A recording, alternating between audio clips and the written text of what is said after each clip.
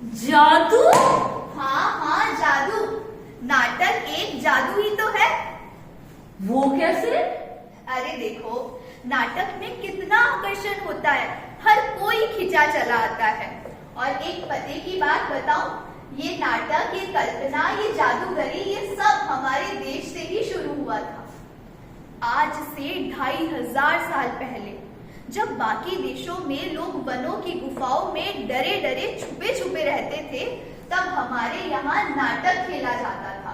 और जानते हो इस नाटक के आधार को क्या कहते हैं? क्या कहते हैं? नाट्य शास्त्र, यानी कि पंचम वेद। ये पंचम वेद क्या है? वेद तो 4 होते हैं। ओहो, तुम्हारे जैसे लोगों की वजह से और किसी अज्ञानता के कारण ही तो हमारे देश की संस्कृति और सभ्यता सब पिछड़ती चली जा रही है। देखो, मैं तुम्हें समझाती हूँ कि पंचम वेद क्या होता है। चतुर्थ वेद अथर्व वेद तक आते आते हम सबको science, mathematics, astrology, astronomy, surgery, medicine, इन सब के बारे में ज्ञान हो गया था। इसीलिए तो हमने विश्व को जीरो के बारे में बताया कि पृथ्वी गोल है, यानी कि भूगोल है, और 9 ग्रह हैं जो कि सूरज के इर्द गिर्द घूमते हैं, और भी बहुत कुछ। इस समाज को सब कुछ हमारे देश ने ही तो दिया है। इसीलिए लोगों को समझ आया कि कला का एक बहुत अहम महत्व है, और फिर नाट्य शास्त्र लिखा गया। और नाट्य शास्त्र क्या होता है? जिसने शामिल किया कला को, साहित्य को, गीत को, संगीत को, और ऐसे ही नाट्य शास्त्र बना। पर बहन जी, ये तो बताओ, ये लिखा किसने था? ये होता क्या है पंचम वेद, और किसने लिखा? हमारे यहाँ एक बहुत महान ऋषि हुए थे, भरत मुनि, जिन्होंने लिखा था नाट्य शास्त्र, यानी कि पंचम वेद। नाटक का मतलब होता है ऑर्गेनाइजेशन, डिसिप्लिन, लिटरेसी, यानी कि देश पढ़े लिखे लोगों से भरा हुआ था। तभी तो नालंदा, तक्षशिला, विक्रमशिला, ये सब केवल हमारे भारत में ही थे। ओ मैडम जी, समझ में आया। जब भी सोने की चिड़िया कहते थे अपने देश को, बहुत अमीर था, समझदार था। बिल्कुल सही बोल रहे हो आप। और इसीलिए तो दूर दूर से, विदेशों से लोग हमारे यहाँ पढ़ने के लिए आते थे। तो फिर गड़बड़ कैसे हो गई? 400 साल पहले, जब एकता के अभाव से अखंडता नहीं रही। अखंडता नहीं रही, बिल्कुल सही कह रहे हो। पर क्या ठीक हो सकता है क्या अभी भी? हाँ, मगर कुछ सामाजिक बुराइयां भी थी, जैसे कि आलस्य, अहंकार, जात पात, ऊंच नीच। हम सभी व्यक्तियों को ये संकल्प करना चाहिए कि हम इन सब बुराइयों को त्याग देंगे, क्योंकि व्यक्ति मजबूत तो परिवार मजबूत, परिवार मजबूत तो समाज मजबूत, और यदि समाज मजबूत तो ये देश मजबूत। अरे मैडम जी, परिवार के नाम से याद आया, वो मोदी जी, अपने प्रधानमंत्री जी, वो कह रहे थे कोई G20 करके, कोई वन फैमिली। बिल्कुल, यही तो हजारों साल पहले हमारे महाउपनिषद में कहा गया था, वसुदेव कुटुंबकम, यानी वन अर्थ, वन फैमिली। तो मैडम जी, जो ये चल रहा है ना, वापस सही हो सकता है कि लोग लड़ के सब बिगाड़े जा रहे हैं। अरे मैडम जी, एक बात क्या बताई, ये कोरोना काल आया था ना, अरे पूछो ही मत, याद मत दिलाना, बिल्कुल याद मत दिलाना मैडम जी। अरे इतने लोग मरे थे। और पता है ना, आपको तो जानते, पढ़े लिखे हो आप, तो अपने देश में ही बनी थी दवाई, और अपन ने फ्री बांटी थी पूरी दुनिया को, और पूरी दुनिया अपनी आभारी हो गई। सच्ची मैडम जी, कितनी अच्छी बात करी उन्होंने। अब ऐसा ही अगर चलता रहा, अखंडता सब मजबूत, प्रेम प्यार बढ़ेगा, और वापस से सोने की चिड़िया बन सकते हैं ना अपन। और यही तो सबसे बेहतर उदाहरण है वसुदेव कुटुंबकम का। वसुदेव कुटुंबकम यानी पूरा विश्व हमारा परिवार है, और यदि हम इसी विचार के साथ आगे बढ़ते रहे तो ये देश एक दिन फिर से सोने की चिड़िया कहलाएगा। भारत का रंगमंच वाला कुछ चल रहा है ना। हाँ। अरे याद नहीं आ रहा कुछ। हाँ मैडम जी, क्या याद आया है, देखो रंगमंच यानी अपने देश, दूसरे देश, तीसरे देश, सारी दुनिया के देश सब मिलके आदान प्रदान कर रहे हैं अपने ऐसे नाटक वाटक जो बोलते हो ना आप उनको। और उससे क्या हो रहा है, इतना अच्छा माहौल बन रहा है। देखो इतने अच्छे माहौल से तो प्रेम प्यार ही बढ़े, और प्रेम प्यार बढ़ेगा तो फिर से एक परिवार बन जाएगा। होता था ना पहले, देखो गांव में सब साथ मिलके रहते थे, ऐसे पूरा गांव माने पूरी दुनिया गांव की जैसे एक परिवार बन जाएगी। बिल्कुल, और फिर से हमारा देश सोने की चिड़िया कहलाएगा। हाँ, सोने की चिड़िया। बिल्कुल। अब सोने की चिड़िया, सोने की चिड़िया, सोने की चिड़िया, ओए सोने की चिड़िया, सोने की चिड़िया, सोने की चिड़िया, हाय हाय सोने की चिड़िया, हाय हाय सोने की चिड़िया, हाय हाय सोने की चिड़िया, सोने की चिड़िया, सोने की चिड़िया।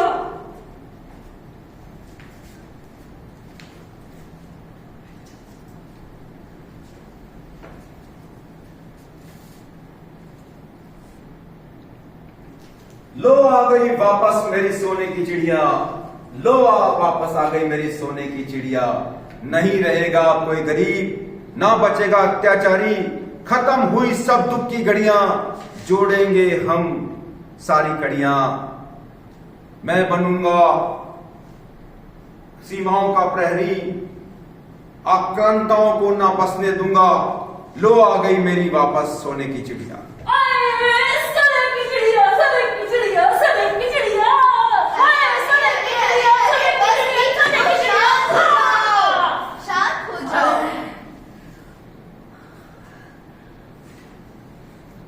क्या?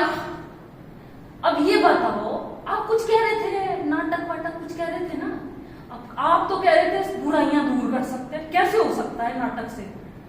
देखो मैं तुम्हें समझाती हूँ। यदि आप में से कोई भी शिक्षा के क्षेत्र में है तो आप लोगों को शिक्षा के महत्व के बारे में जागरूक कर सकते हैं। और यदि आप में से कोई महिलाओं की भलाई के लिए कार्य कर रहा है तो उन्हें सशक्तिकरण के बारे में बताइए, शिक्षा का महत्व समझाइए और उन्हें बताइए कि उनके ऊपर होने वाले अपराधों को कैसे सुलझाया जा सकता है। और हाँ मैडम जी, महिला सशक्त हो जाएगी ना तो पूरा परिवार ही सशक्त हो जाएगा। अब आप ये बता दो, पर नाटक से कैसे होगा? मैं बताती हूँ। तुम सब लोग नशे के बारे में लोगों को जागरूक कर सकते हो। नशे से होने वाले आर्थिक, सामाजिक और स्वास्थ्य पर होने वाले नुकसानों के बारे में लोगों को जागरूक करो। जब जात पात और ऊंच नीच से ये देश छुटकारा पालेगा तब हम फिर से बनेंगे सशक्त भारत। अरे मैडम जी, पर नाटक से कैसे करेंगे? बुराइयां तो बहुत सारी है, और कौन कौन सी बुराइयां हैं? देखो, जैसे कि कन्या भ्रूण हत्या, तुम नाटक के माध्यम से कन्या भ्रूण हत्या के बारे में सबको सावधान कर सकते हो, जागरूक कर सकते हो। और मैडम जी, इसकी तो बात ही मत करो, कन्या भ्रूण हत्या। अरे इसीलिए तो हो रहा है ये सब पूरी दुनिया में। अरे आदमी भर गए, लुगाइयां तो है ही नहीं, सारे छोरे छोरे, जहाँ देखो छोरे छोरे। छोरों को लुगाइयां नहीं मिलती, ब्याह भी नहीं हो रहे छोरों के, कुंवारे डोल रहे सबके सब। और तुम बताओ, तुम भी तो समाज में रहते हो, और कौन सी बुराइयां हैं जिसके बारे में बात की जा सकती है? और दहेज प्रथा तो है ना, जानो सुनो दहेज प्रथा। और दहेज प्रथा उनके बारे में कहीं बता दो।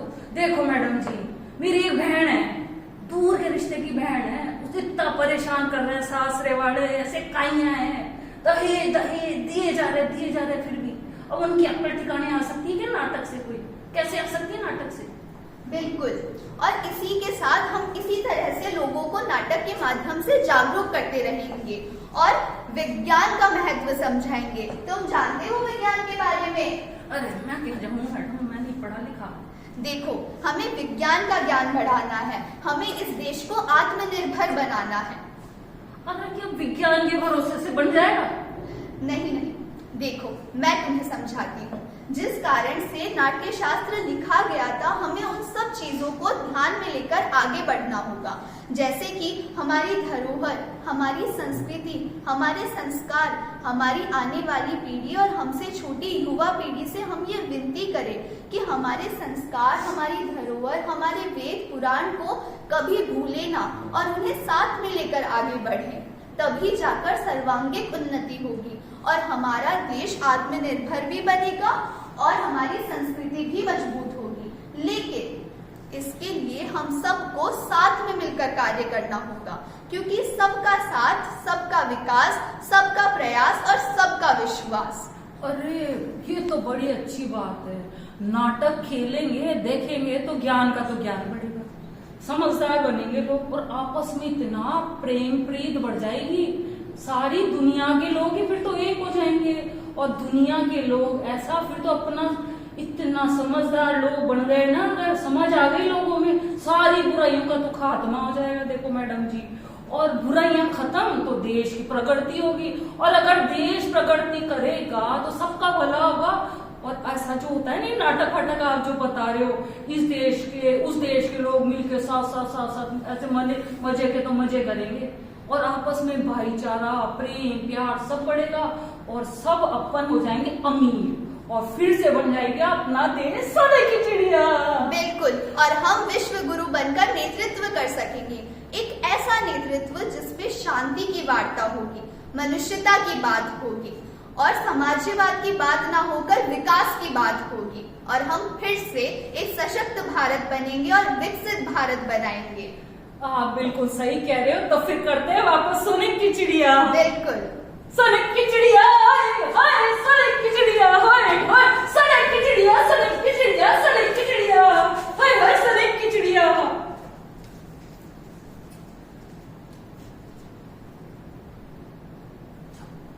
लो आ गई वापस मेरी सोने की चिड़िया, लो आ गई वापस मेरी सोने की चिड़िया। ना अब रहेगा कोई गरीब, ना बचेगा अत्याचारी, खत्म हुई सब दुख की घड़ियां, हम जोड़ेंगे अब टूटी कड़ियां। ना वापस जाने दूंगा, आ गई मेरी सोने की चिड़िया, बनूंगा मैं प्रहरी सीमाओं का, आक्रांताओं को ना बसने दूंगा। लो आ गई मेरी सोने की चिड़िया, लो आ गई बस मेरी सोने की चिड़िया। हाय हाय हाय हाय सोने की चिड़िया, हाय हाय सोने की चिड़िया, सोने की चिड़िया, सोने की चिड़िया। लो मैडम जी आ गई। बिल्कुल, नाटक एक बहुत ही कमाल का माध्यम है, एक ऐसा माध्यम जिससे हम लोगों को जागरूक भी कर सकते हैं और ज्ञान भी दे सकते हैं और इसी ज्ञान और तरक्की के माध्यम से हम एक दिन फिर से विकसित भारत बनाएंगे। वसुदेव कुटुंबकम का जो भारत का विचार है उसे साकार करेंगे। 2047 में भारत स्वतंत्रता के 100 वर्ष मनाएगा।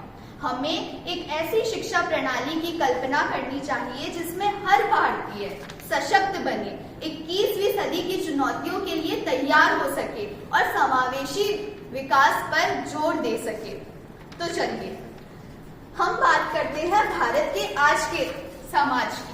तो देखिए, भारत आज एक ऐसे कालखंड में है जब वो एक लंबी छलांग लगाने जा रहा है और एक लंबी छलांग लगाने के बाद हमारा देश फिर से एक विकसित भारत बन जाएगा।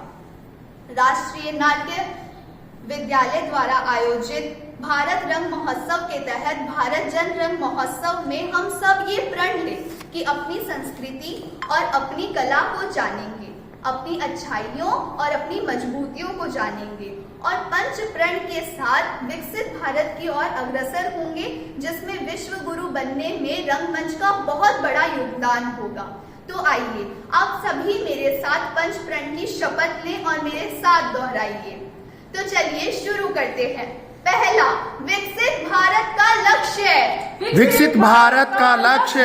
दूसरा, गुलामी के हर अंश से मुक्ति। गुलामी के हर अंश से मुक्ति। तीसरा, अपनी विरासत पर गर्व। अपनी विरासत पर गर्व। चौथा, एकता और एकजुटता। एकता और एकजुटता। पांचवा, नागरिकों के कर्तव्य का भाव। नागरिकों के कर्तव्य का भाव। वंदे भारत जय जय भारत। वंदे भारत जय जय भारत। वंदे भारत वंदे भारत जय जय भारत।